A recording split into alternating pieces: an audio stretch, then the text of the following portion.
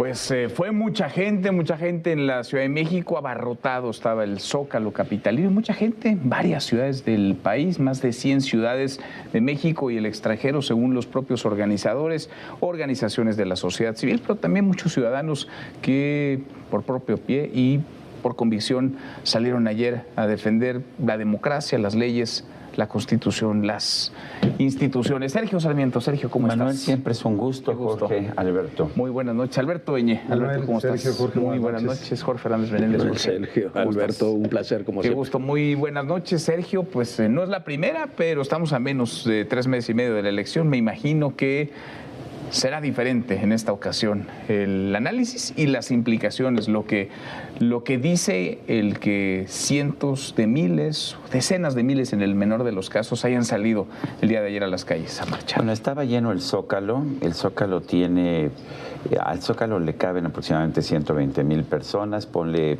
20,000 más en las calles aledañas. 140,000, 150,000 me parece una cifra. Más los que han marchado en otras ciudades. Hubo marchas en muchas ciudades, de hecho. Sí, la verdad, las elecciones no se ganan con ocupando plazas, por supuesto, pero es una muestra de que hay un grupo descontento si no con el presidente López Obrador, con algunas de las iniciativas y particularmente estas últimas iniciativas. Lorenzo Córdoba, en su discurso, que ha propuesto, creo que fue un gran discurso, dijo que no estaban ahí para oponerse a ningún gobierno, a ningún presidente, sino al intento de regresar a los tiempos del partido hegemónico. Para mí eso es lo más significativo. A mí me da igual si esto es un acto de campaña o si el presidente hace campaña todos los días desde las mañaneras. Sabemos que todos violan la famosa temporada de intercampañas. Sí. Pero el punto es que quienes salieron están protestando por unas iniciativas que claramente nos regresarían a los tiempos del partido hegemónico. Pasaríamos en el campo de la constitución del Poder Legislativo ya ni siquiera a los tiempos de López Mateos, sino antes. O sea, ya no tendríamos representación proporcional para representar a las minorías, sino que no tendríamos ni siquiera esas migajas de partidos de la oposición, de diputados de partido que los llamó López Mateos allá en los principios de los años 60. En la parte de tanto de la Suprema Corte como del Instituto Nacional Electoral es regresar a los tiempos en que estaban claramente politizados los nombramientos de los ministros y también los nombramientos de quienes ocupaban lo que fue el Consejo Electoral, el Consejo Federal Electoral, que recordarás que encabezaba Manuel Bartlett en las elecciones de 1988. Es regresarnos al tiempo por un camino distinto en que el gobierno controlaba absolutamente todo. Eso es lo que ayer los ciudadanos protestaron, sí. ¿Es esa la disyuntiva, Jorge, que tú ves para el 24? Autoritarismo versus democracia, libertades versus esta regresión autoritaria. No sé si es exactamente así para el 2 de junio, pero lo que sí es un hecho que lo que la gente reclamó ayer y reclamó en las dos anteriores marchas que se realizaron es eso, es un rechazo al autoritarismo. Me parece que es un error difícil de calificar el que Claudia Sheinbaum ayer mismo en su registro haya descalificado a los miles que se movilizaron a esas mismas horas en el Zócalo capitalino y en prácticamente todas las grandes ciudades del país. No hay que tener, me parece, ir en la lógica de la polarización absoluta de la sociedad. Creo que es un error. Creo que es un error porque además se comprobó con la marcha de ayer y con las dos marchas anteriores que hay un movimiento social que no está de acuerdo con el presidente. Pueden ser mayoritarios, pueden ser minoritarios, pero es un porcentaje mucho mayor de lo que se dice. ¿Ciudadano incluso, dirías? ¿Es un movimiento ciudadano? Hay un movimiento ciudadano. Más allá de los partidos. Siempre lo ha habido y yo creo que la cantidad candidatura de Xóchitl o de Santiago Taboada, que estaba contigo hace unos minutos, tiene que representar eso más que un movimiento, unas candidaturas eminentemente partidarias. Si lo logran hacer, van a tener una trascendencia mayor que si es solamente candidaturas de partidos. Y eso me parece que es lo que se puso de manifiesto el día de ayer y como se puso de manifiesto en las dos anteriores marchas que hubo, que me parece que son muy importantes, muy significativas.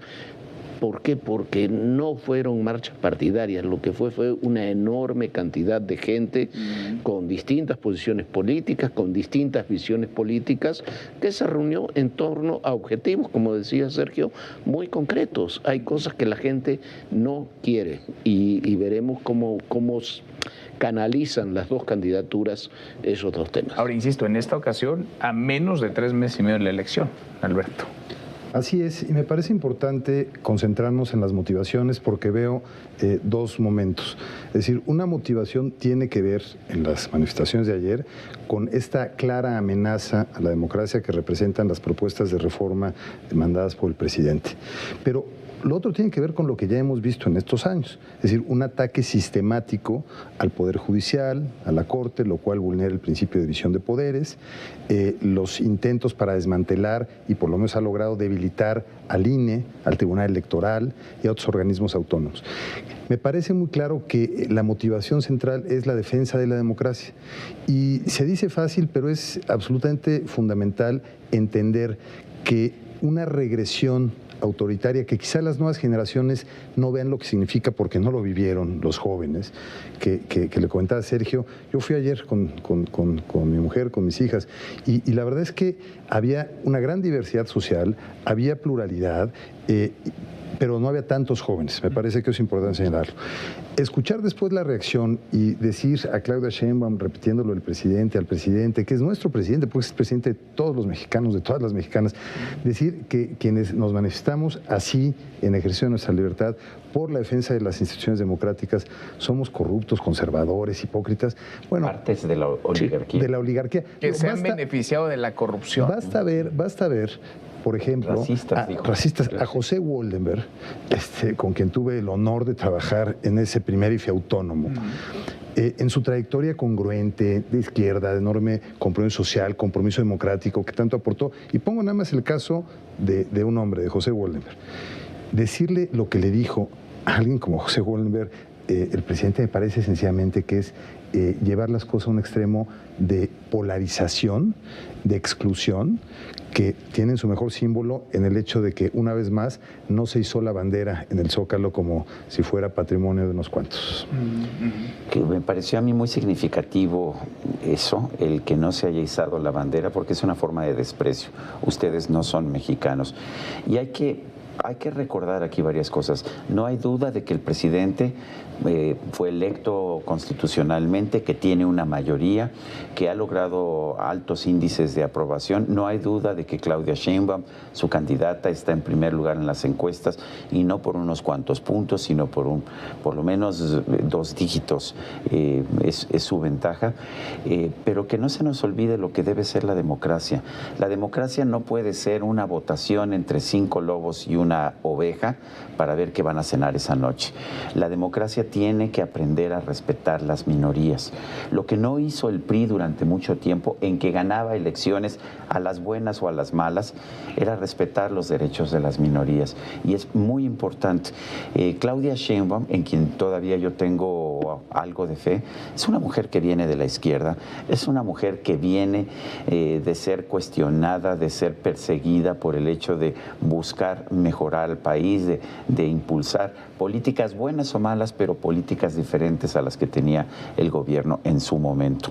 Ojalá que Claudia, que en este momento se ha dedicado simplemente a repetir todos los días lo que dice el presidente el día anterior, recuerde a la Claudia rebelde, a la Claudia liberal, a la Claudia que entendía que aunque tú no tuvieras una mayoría, aunque fueras parte de una minoría, el Estado tenía que respetar tus derechos, porque eso es lo que está tratando de eliminar el presidente López Obrador con estas iniciativas. Ahora, estos ciudadanos son minoría, están hablando por un grupo social, político, están defendiendo, digamos, el piso mínimo, porque decías, y muy bien, el presidente pues llegó legítimamente al cargo con el voto de los mexicanos, con una institución, digamos, que condujo el proceso electoral, que fue el Instituto Nacional Electoral, con funcionarios de casilla, ciudadanos, muchos de ellos que quizás estuvieron en el Zócalo el día de ayer. Es decir, esa es la base, o esa tendría que ser la base de la democracia. El presidente ganó legítimamente con un INE que ahora descalifica y que encabezaba Lorenzo Córdoba, al que le ha puesto el día de hoy todos los adjetivos posibles, y ganó con 53% de los votos. Es una muy buena elección, 53% de los votos. Quiere decir que no tuvo el voto de 47% de los electores.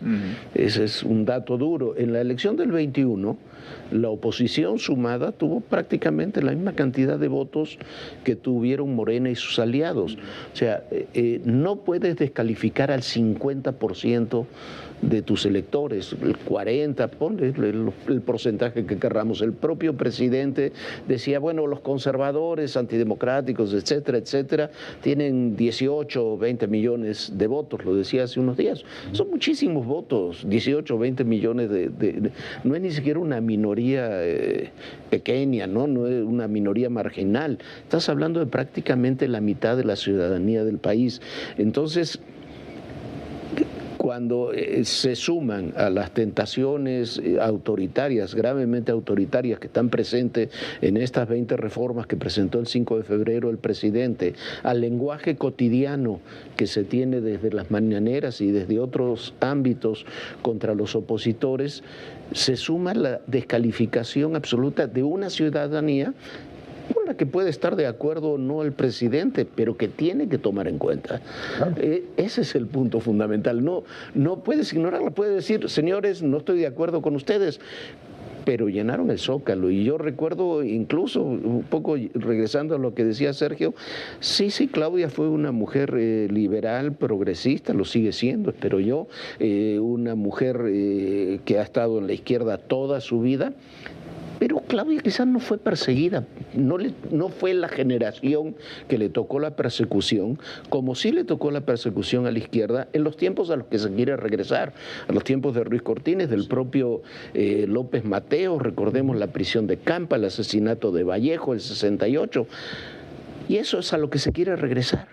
Eso me parece que es el peor argumento que puede tener el oficialismo para mantenerse en el poder. Tiene, me parece, varios otros argumentos. Reaccionario y conservador, claro. No lo olvidemos. Claro. Ahora se está radicalizando esto todavía más, y se va a polarizar esto todavía más, porque no solamente son las iniciativas del presidente, es la narrativa del presidente que parece más radicalizada ahora. Sí, Manuel, para allá apuntan lamentablemente las cosas. Y creo que ayer Lorenzo Córdoba dijo algo muy importante. Andrés Manuel López Obrador llegó de manera legítima a la presidencia y creo que todas las personas que tenemos convicciones democráticas no pudimos más que celebrar que el voto de repudio, que la inconformidad social se canalizara a través del voto. Así debe ser en democracia. Pero la otra condición democrática, además del triunfo de la mayoría, es la garantía, como decía Sergio, de los derechos de las minorías. Y eso es lo que no está ocurriendo, y no solo no ocurre, sino que hostiga, ataca desde el poder público a quienes piensan diferente. Esa es una expresión típicamente autoritaria e intolerante. Y hemos visto en las últimas 2 décadas, por lo menos en el mundo, que muchos actores llegan al poder por la vía de la democracia y desde ahí la empiezan a desmantelar, a desmontar, hasta transitar hacia regímenes autoritarios. Hay un índice que publica The Economist, la revista británica, sobre democracia en el mundo. Cuando uno ve el mapa global, francamente es inquietante ver qué pocas democracias consolidadas hay. Pero México, con los indicadores que toma en cuenta ese grupo de investigadores, estaba calificado como una democracia incipiente, no consolidada. Imperfecta se llamaba. Imperfecta. The Economist. Llevamos ya en estos últimos 3 años una calificación de régimen híbrido. Esto es un retroceso hacia el autoritarismo. ¿Por qué? Por los ataques a los periodistas, la vulneración del Poder Judicial y su autonomía, los ataques al Instituto Nacional Electoral. Es decir, la manifestación de ayer refleja una convicción democrática, me parece, en la gran mayoría de los casos, porque de eso depende nuestra libertad y la garantía de nuestros derechos. Así de sencillo. Así de sencillo. Cuando yo veía las encuestas del Latinobarómetro en los años anteriores, en las décadas anteriores, se mostraba que en México había poca convicción democrática, porque ya estábamos viviendo una vida democrática. En la manifestación de ayer, yo lo que vi es una convicción democrática que sorprende, porque finalmente hayan sido 120,000, 150,000 personas. El que tanta gente se tome la molestia de salir un domingo en la mañana a protestar o a buscar promover no un partido político, sino la democracia, el cuidar esa escalera por la que subió Andrés Manuel López Obrador, que le permitió llegar a la presidencia, que le permitió llegar al primer piso y que ahora Andrés Manuel quiere quitar, para utilizar la metáfora de Lorenzo Córdoba, me parece muy inquietante. Pero también en este país en que los jóvenes no se interesan y en que la población decía que no le interesaba tanto la democracia, sino tener un mejor nivel de vida, yo espero que esto sea el inicio de una conciencia democrática. ¿Qué les dice, digamos, esta efervescencia, este ánimo participativo del ciudadano o de una franja de la ciudadanía a menos de 3 meses y medio de la elección? Mira, me queda además el sabor de que no es nuevo lo que voy a decir, pero la 4T, el López Obradorismo, está perdiendo las zonas urbanas. Las ha perdido en el 21, las ha perdido después. Ha ganado los estados, pero por ejemplo las capitales de la mayoría de los estados no las ha ganado. Retomando lo que decía sobre el 21, en el 2021 sacó más votos la oposición en la Ciudad de México que Morena. Que Morena. Entonces, y esta es una movilización típicamente urbana, no hubo acarreados, no es que vinieron a traer gente de Tlaxcala, de algún lugar de Hidalgo para manifestarse. Es una manifestación ciudadana de la Ciudad de México, pero además que se replicó en todas las grandes ciudades del país. Entonces, desde el punto de vista del oficialismo, más allá del enojo, de la molestia, del discurso, tendría que ponerse mucha atención de que algo en el plano urbano y en el plano de clases medias se está haciendo mal, porque están perdiendo esas clases medias. Y las clases medias, en última instancia, con toda su amplitud, la amplitud del término, son las que imponen en muchas ocasiones la agenda política, el debate, la narrativa que pueda haber en un proceso electoral. ¿Y las que pueden inclinar la balanza en términos electorales también? Sin duda. Lo que ha escrito Gabriel González en su libro de Switchers es toda esta gente que no se manifiesta abiertamente en las encuestas, que se muestra escéptica y que al final puede ser determinante. Y más frente a lo que señalabas, un discurso polarizante que exacerba, digamos, las contradicciones en un contexto de violencia, me parece que genera especialmente temor e inquietud en esas clases medias urbanas. Pues allá vamos, a 3 meses y medio de la elección, con esta efervescencia, con este ánimo, con este despertar de algunos. Gracias, Sergio, muchas gracias. Alberto, gracias, Jorge. Muchas gracias. Hasta mañana. Pásate. Gracias.